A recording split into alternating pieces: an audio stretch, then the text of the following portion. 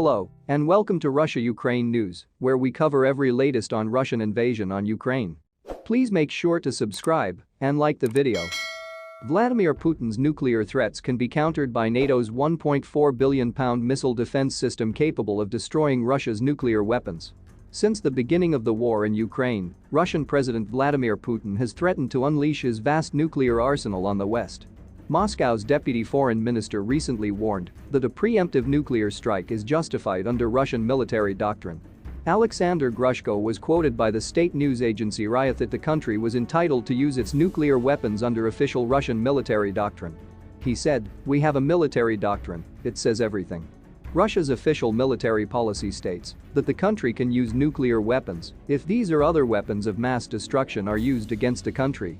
But even if Putin sees NATO as a major threat and launches preemptive strikes, bloc's advanced defenses could still target and intercept nuclear weapons before they do untold damage. A key element of NATO's missile defense system is the Aegis combat system, which is considered one of the most advanced combat systems in the world and is deployed in sea, air, land, space, and cyber areas.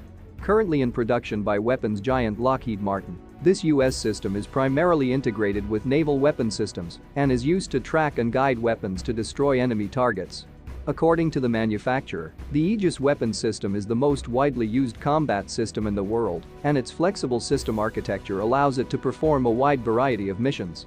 This system consists of the standard RIM-1613 SM-3 missile, the standard RIM-1746 SM-6 missile in the Aegis combat system. More recently, the US won a $92.5 million £72.6 million contract to manufacture Aegis air defense and radar systems for the Navy.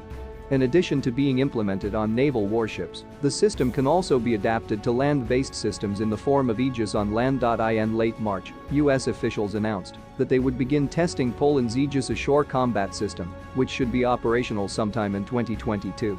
U.S. Missile Defense Directorate Vice Admiral John Hill said, "The Army Corps has gotten to a point where we now have a very predictable timeline.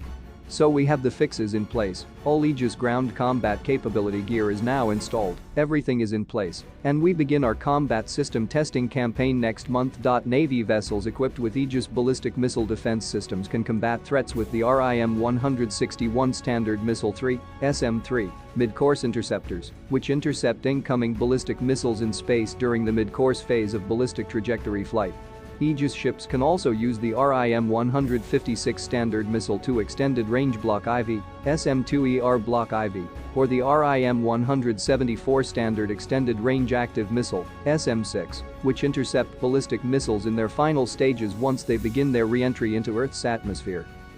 So guys, with that we have come to an end of this edition of the news. Make sure to subscribe if you haven't. Thanks so much for watching. Until next time. Bye.